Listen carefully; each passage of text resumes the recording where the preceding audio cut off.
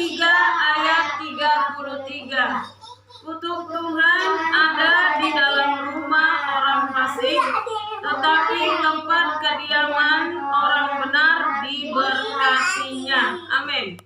Nah, perhatikan sini anak-anak, perhatikan sini semuanya.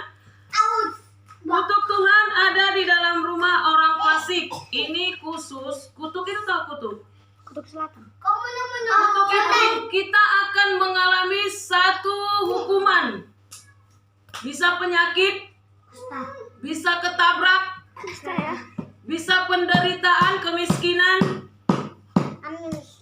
bisa juga kita tidak berhasil dalam sekolahnya, pekerjaannya, usahanya, dan bisa juga bolak-balik di keluarganya ada yang mati, di keluarganya bolak-balik keluarganya hancur. Itu kutuk. Nah, kutuk ini terjadi hanya kepada orang fasik. Siapa orang fasik? Dialah orang Kristen tapi tidak pernah ke gereja. Dialah orang Kristen tapi tidak pernah melakukan firman Tuhan. Kerjanya cakap kotor, menyakiti orang, melawan orang tua, melakukan kejahatan, dia akan mendapatkan kutuk. Itu orang fasik. Kristen tapi ibadah pun main-main, itu juga orang fasik. Jadi orang fasik itu adalah orang Kristen tapi tidak pernah takut sama Tuhan, tidak pernah melakukan firman Tuhan dan kehendak Tuhan. Itu orang fasik, dan dia pasti akan mengalami kutuk dari Tuhan. Jadi makanya kalian jangan ada yang jadi orang fasik. Anak-anak, kasih tahu orang tuanya, ya. Tetapi tempat kediaman orang benar. Siapa orang benar?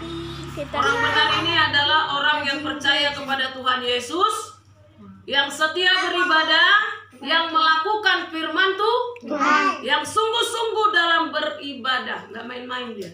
Itu orang benar. Orang benar ini seperti Sinu, seperti Abraham. Dia bergaul, bersahabat, berteman dekat dengan Tuhan, bukan dengan kejahatan, dengan Tuhan. Makanya Tuhan sangat mengasihi Nuh, keluarganya diselamatkan. Tuhan sangat mengasihi Abraham, keturunannya diberkati.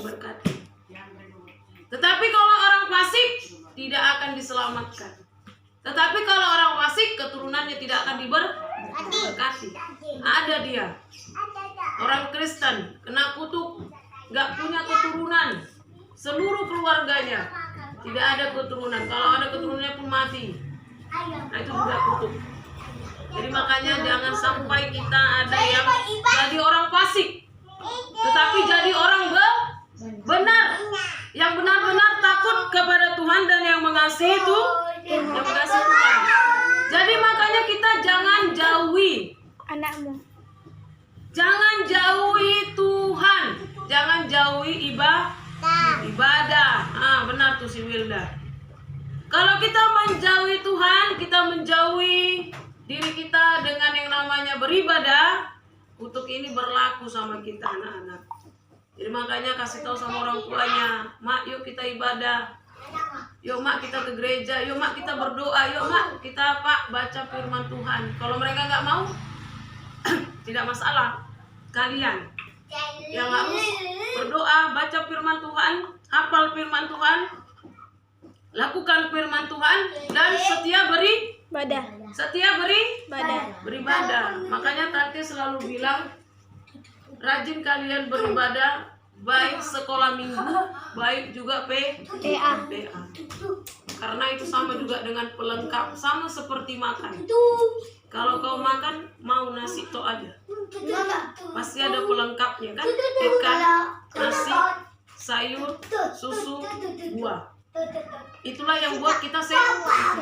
Sama juga kalau kita beribadah, bukan hanya sekolah minggu, tapi perlu juga PA, perlu juga ibadah di sekolah, supaya kita sehat apanya? Rohani.